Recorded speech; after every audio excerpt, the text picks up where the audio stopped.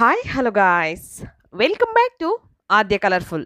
ನಾನು ಸುಮಾ. ಫ್ರೆಂಡ್ಸ್, ಇವತ್ತಿನ ವಿಡಿಯೋದಲ್ಲಿ ಒಂದು ಇನ್ಸ್ಟೆಂಟ್ ಬ್ರೇಕ್ಫಾಸ್ಟ್ ರೆಸಿಪಿನ ನಿಮ್ಮ ಜೊತೆ ಶೇರ್ ಮಾಡ್ತಾ ಇದ್ದೀನಿ. ಖಂಡಿತ ದಿನಾಲೂ ಕೂಡ ಒಂದೇ ಥರ ಬ್ರೇಕ್ಫಾಸ್ಟ್ನ ತಿಂದು ಬೇಜಾರಾಗಿದ್ದರೆ ಒಂದ್ಸಲ ಈ ರೀತಿ ರುಚಿಯಾಗಿರುವಂತಹ ಒಂದು ನಿಮಿಷದಲ್ಲೇ ತಯಾರಿಸುವಂತಹ ಒಂದು ಬ್ರೇಕ್ಫಾಸ್ಟನ್ನು ಖಂಡಿತ ತಯಾರಿಸಿ ನೋಡಿ. ತುಂಬ ಈಸಿಯಾಗಿ ಮಾಡುವಂಥ ಒಂದು ಬ್ರೇಕ್ಫಾಸ್ಟು.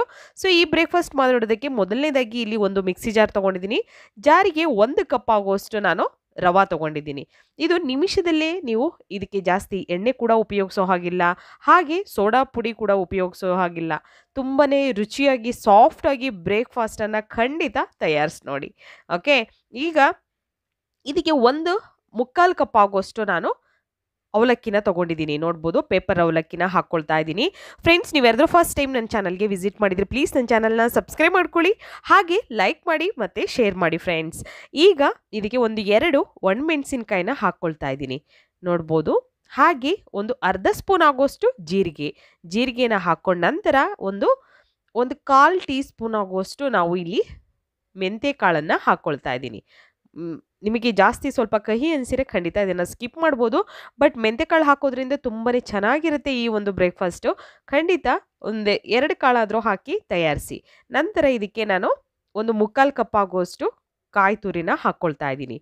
ಕಾಯಿ ತುರಿ ನೋಡಿ, ಇದು ಹಸಿ ಕಾಯಿ ತುರಿ ಹಾಕ್ಕೊಳ್ತಾ ಇರೋದು, ಒಣ ಕೊಬ್ಬರಿ ಅಲ್ಲ. ಸೊ ಹಸಿ ಕಾಯಿ ತುರಿನೇ 1/4 ಕಪ್ ಆಗುವಷ್ಟು ತೊಗೊಂಡಿದ್ದೀನಿ.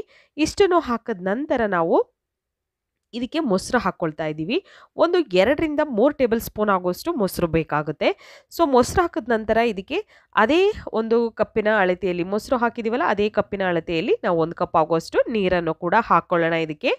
ಇದಕ್ಕೆ ರುಚಿಗೆ ತಕ್ಕಷ್ಟು ಉಪ್ಪನ್ನು ಕೂಡ ಹಾಕ್ಕೊಳ್ತಾ ಇದ್ದೀನಿ. ಇವಾಗ ನಾನು ಉಪ್ಪನ್ನು ಹಾಕಿದ ನಂತರ ಇದಕ್ಕೆ ಸ್ವಲ್ಪ ನೀರನ್ನು ಹಾಕಿ ನಾವು ನುಣ್ಣಗೆ ಇದನ್ನು ಗ್ರೈಂಡ್ ಮಾಡ್ಕೊಂಬರ್ಬೇಕಾಗುತ್ತೆ. ನೋಡಿ, ಸ್ವಲ್ಪ ನೀರನ್ನು ಹಾಕ್ಕೊಳ್ತಾ ಇದ್ದೀನಿ. ನೀರು ಹಾಕಿ ಚೆನ್ನಾಗಿ ರುಬ್ಕೊಂಬರೋಣ. ನಾವು ಇದಕ್ಕೆ ಅಕ್ಕಿ ಬೇಳೆ ಏನು ಕೂಡ ನೆನೆಸೋದೇ ಬೇಡ, ಅಷ್ಟು ಈಸಿಯಾಗಿ ತುಂಬ ಬೇಗ ನಮಗೆ ದೋಸೆ ತಿನ್ನಬೇಕು ಅನ್ನಿಸ್ದಾಗ ನಾವು ಮಾಡ್ಕೋಬೋದು ಈ ಒಂದು ರುಚಿಯಾದಂತಹ ದೋಸೆನ. ಸೊ ಖಂಡಿತ ಮಕ್ಕಳಿಗೆ ತುಂಬಾ ಇಷ್ಟ ಆಗುತ್ತೆ, ಹೆಲ್ದಿಯಾಗಿರೋವಂತಹ ಒಂದು ಬ್ರೇಕ್ಫಾಸ್ಟ್ ಇದು. ಈಗ ರುಬ್ಬಿದ್ದೀನಿ, ನೋಡ್ಬೋದು ನೀವು.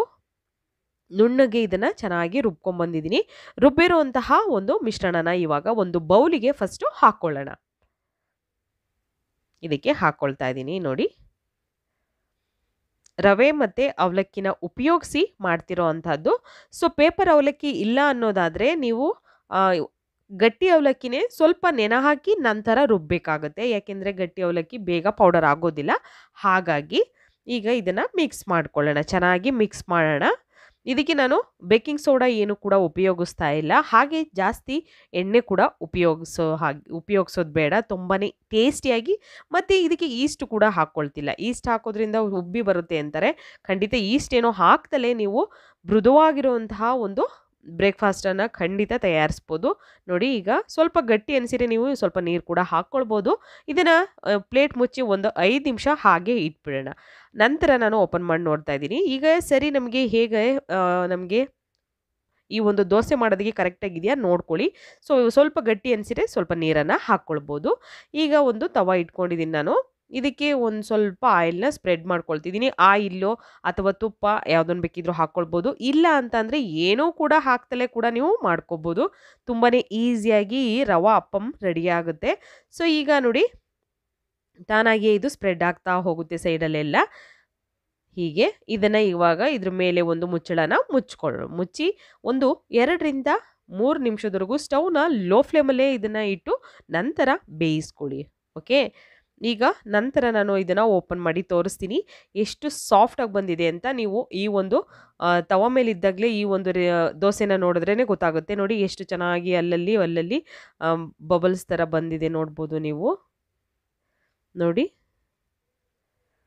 ಅಲ್ಲಲ್ಲಿ ಜೇನುಗೂಡು ಥರ ಎಲ್ಲ ಕಡೆನೂ ಡಾಟ್ಸ್ ಆಗಿದೆ ಅಲ್ವಾ.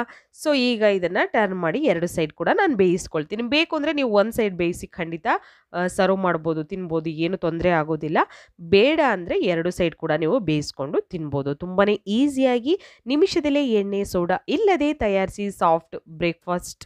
ಖಂಡಿತ ಇನ್ಸ್ಟೆಂಟ್ ಆಗಿರುವಂಥ ಮಸಾಲ ರವಾ ಉಪ್ಮಾ ರೆಡಿಯಾಗಿದೆ. ನೀವು ಕೂಡ ಮನೆಯಲ್ಲಿ ಈ ಒಂದು ಬ್ರೇಕ್ಫಾಸ್ಟನ್ನು ತಯಾರಿಸಿ ತಿನ್ನಿ. ಹೇಗೆ ಬಂತು ಅಂತ ಖಂಡಿತ ಕಾಮೆಂಟ್ ಸೆಕ್ಷನಲ್ಲಿ ತಿಳಿಸಿ.